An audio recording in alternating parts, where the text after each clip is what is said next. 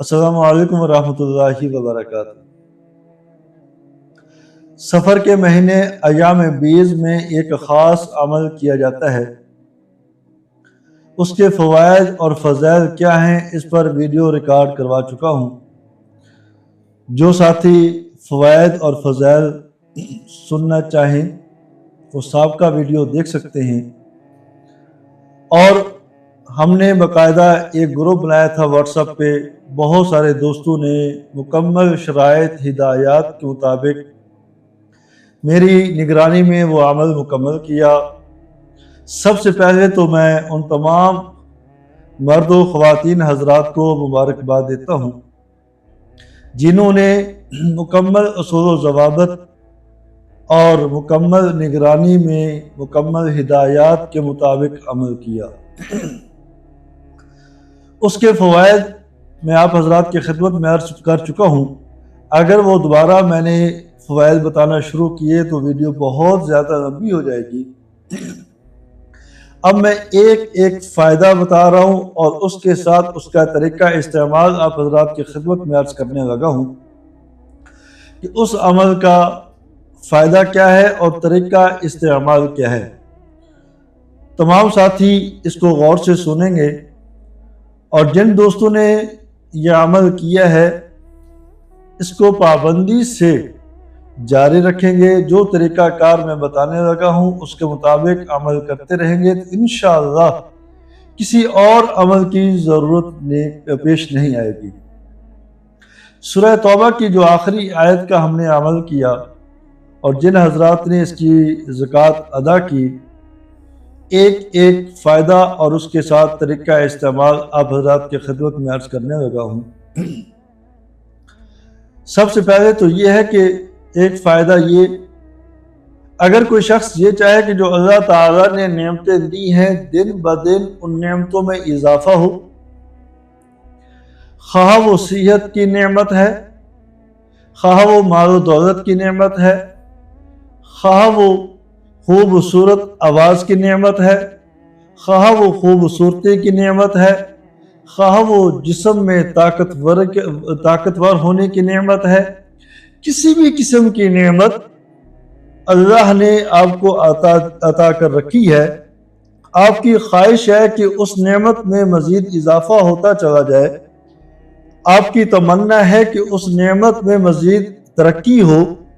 آپ کا کاروبار ہے، چاہتے ہیں کاروبار میں ترقی ہو،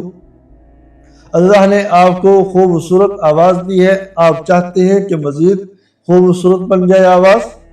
کوئی بھی نعمت ہے، کوئی عہدہ آپ کے پاس ہے، آپ چاہتے ہیں بڑا عہدہ مل جائے، کوئی ملازمت کرتے ہیں، آپ کی محدود تنخواہ ہے، آپ چاہتے ہیں کہ تنخواہ میں اضافہ ہو جائے،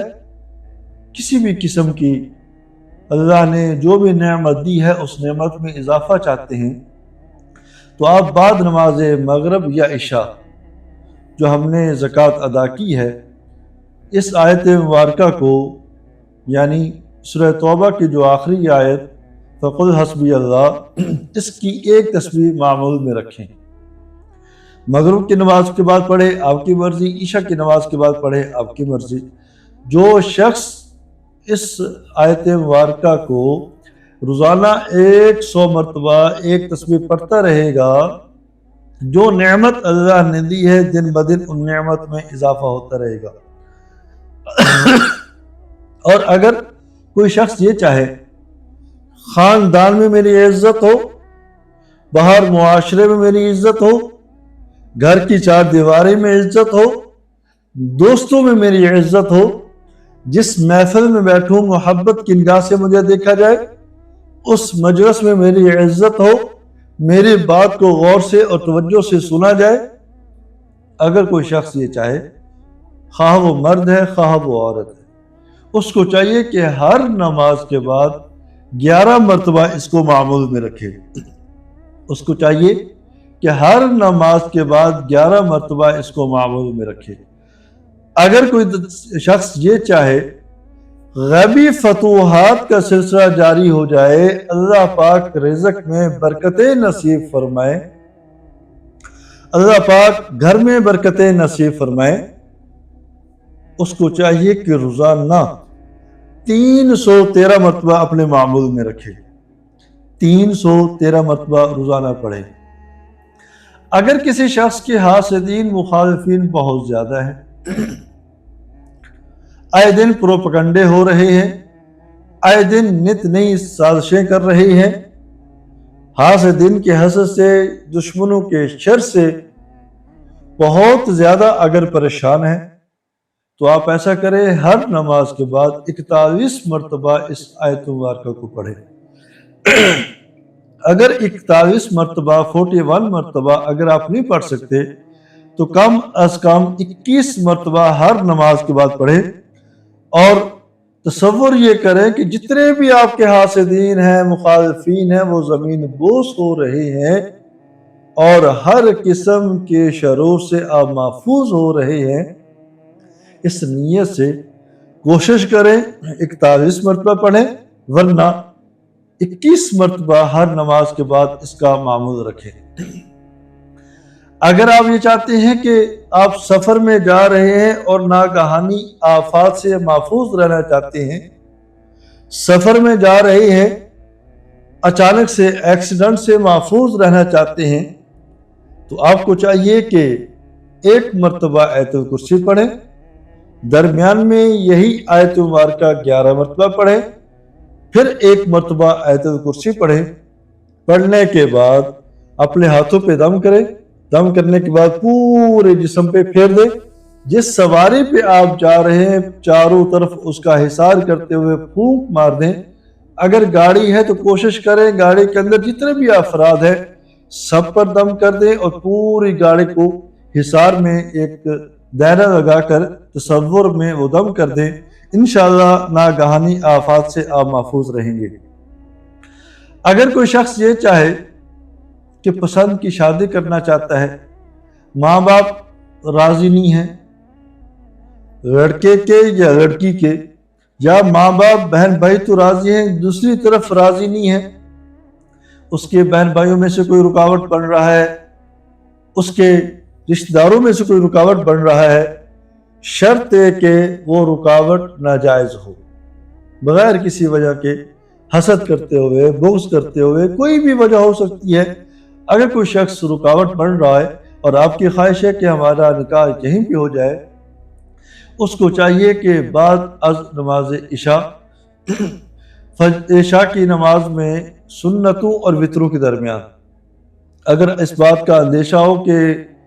اگر وظیفہ کروں گا، وظیفہ کرنے کے بعد وطر بعد میں نہیں پڑھے جائیں گے، کوئی سفر سے آیا ہے، تھکاوٹ ہو جائے گی، کوئی بھی اندیشہ ہو کہ بعد میں وطر نہیں پڑھے جائیں گے، تو پھر وطر پڑھ کے پھر یہ وظیفہ کرے۔ وطر پڑھنا یہ واجب ہے، اگر اس کو چھوڑ دو گے تو گناہ گار ہوں گے۔ بعد از نماز عشاء 121 مرتبہ اس کو پڑھیں، اول آخر 11 مرتبہ درود ابراہیمی 121 مرتبہ پڑھیں۔ انشاءاللہ آپ کا نکاح وہی پر ہوگا جہاں آپ چاہتے ہیں۔ اگر کسی کی منگنی ہو کے ٹوٹ جاتی ہے، خواہ لڑکی ہے خواہ لڑکا ہے، رشتہ ہوتا ہے، طے ہو جاتا ہے، منگنی ہو جاتی ہے، منگنی ہو کے ٹوٹ جاتی ہے، یا آتے ہیں رشتہ دیکھ جاتے ہیں، پسند آ جاتا ہے، بعد میں جواب ہو جاتا ہے، بہت سارے مسائل اس قسم کے آتے ہیں، ان کو چاہیے کہ روزانہ صبح فجر کی نماز کے بعد اور مغرب کی نماز کے بعد ایک تسبیح اس کو معمول میں رکھیں، فجر کی نماز کے بعد اور اسی طرح مغرب کی نماز کے بعد۔ اگر کسی شخص کا اپنا ذاتی مکان نہیں، خواہش ہے کہ ذاتی مکان مل جائے، اس کو چاہیے کہ روزانہ 500 مرتبہ اس آیت مبارکہ کو پڑھے، 500 مرتبہ روزانہ پڑھے۔ انشاءاللہ اللہ پاک کوئی نہ کوئی سبب ایسا پیدا کریں گے کہ ذاتی مکان کی ترتیب بن جائے گی۔ اور اگر آپ کے گھر میں میاں بیوی کے درمیان نفرتیں ہیں، بچوں کے درمیان نفرتیں ہیں، بیوی بچے آپ کے نافرمان ہیں یا شوہر نافرمان ہیں، آپس میں گھر میں نا اتفاقیاں ہیں، آپس میں اتفاق پیدا کرنے، محبت پیدا کرنے، بگڑے ہوئے کو راہ راست پہ لے کر آنے کے لیے آپ ایسا کریں، ایک تسبیح 100 مرتبہ پڑھیں، اول آخر 11 مرتبہ درود ابراہیمی پڑھنے کے بعد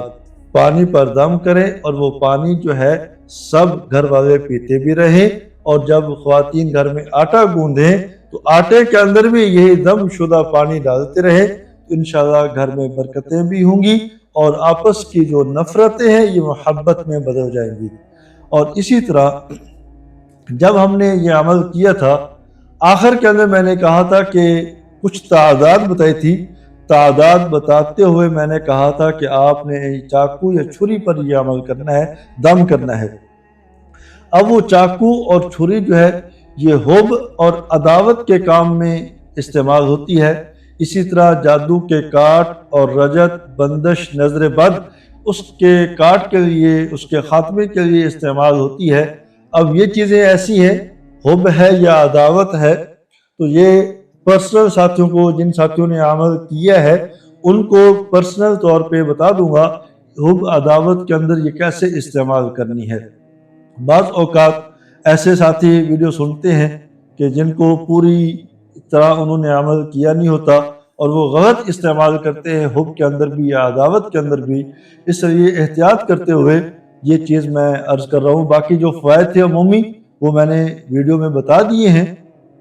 حب، عداوت، جادو کی کاٹ کیسے کرنی ہے، نظر بد، بندش اور اسی طرح رجت کو ختم کیسے کرنا ہے